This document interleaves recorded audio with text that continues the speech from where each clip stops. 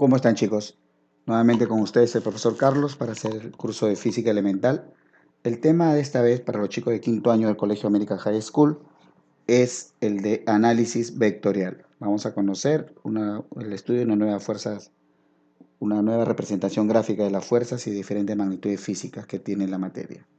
Veamos. ¿Qué es un vector? Es un elemento matemático definido como un segmento de recta orientado, es decir, comúnmente una flecha.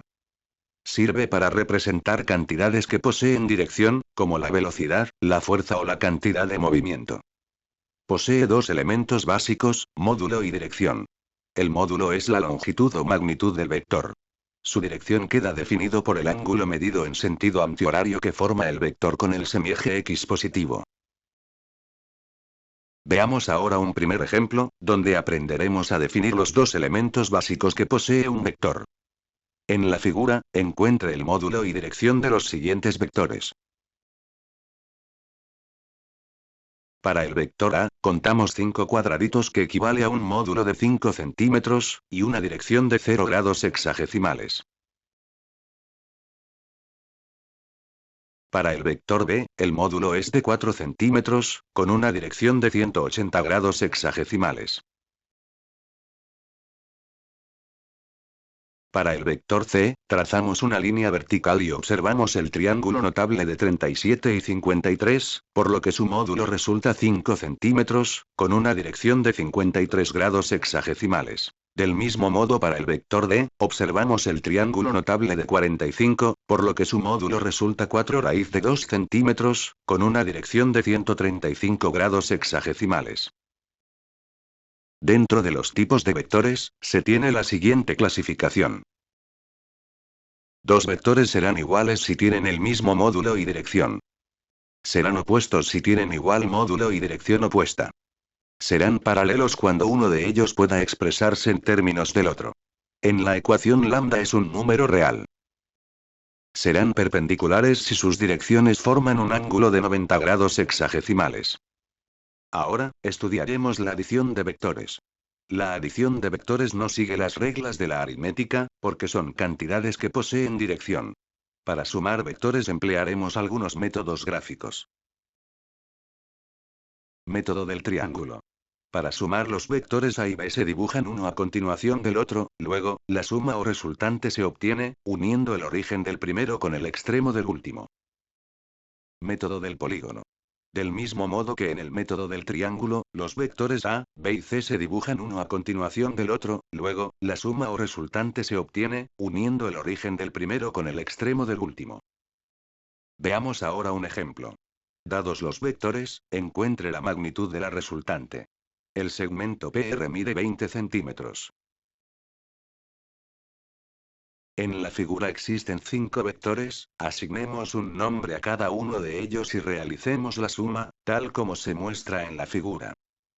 Por el método del triángulo, se observa que la suma del vector A y B es igual a la suma del vector C y D y estos iguales al vector E.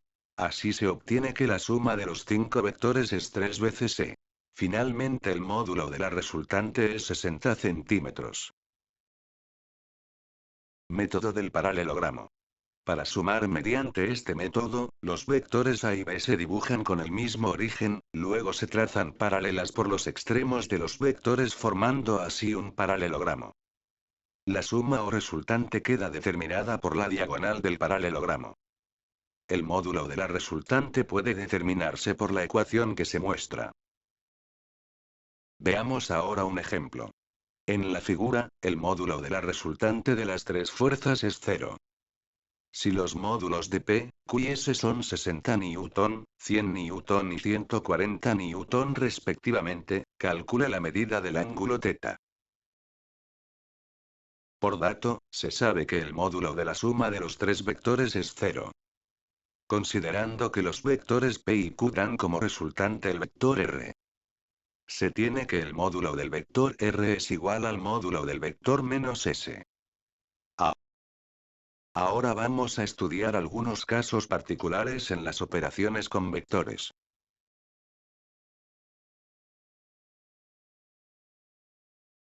Resultante máxima de dos vectores, ocurre cuando los vectores tienen la misma dirección, es decir, forman 0 grados. En este caso, la resultante es la suma de los módulos. Resultante mínima de dos vectores, ocurre cuando los vectores tienen direcciones opuestas, es decir, forman 180 grados.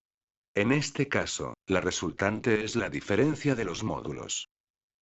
Si los vectores son perpendiculares, la magnitud de la resultante se puede obtener como la diagonal del rectángulo que forman los vectores, de forma similar al teorema de Pitágoras. Veamos ahora un ejemplo. Dos vectores coplanares tienen como resultante máxima y mínima 34 y 14 centímetros respectivamente. ¿Cuál será el módulo de la resultante de estos vectores, si forman entre sí un ángulo de 90 grados? De los datos se tiene que el módulo de A más el módulo de B es 34. Y el módulo A menos el módulo de B es 14, así formamos un par de ecuaciones. Resolviendo el sistema, se obtiene que los módulos de los vectores A y B son 24 y 10 centímetros respectivamente. Como los vectores deben formar 90 grados, la resultante de estos será 26 centímetros.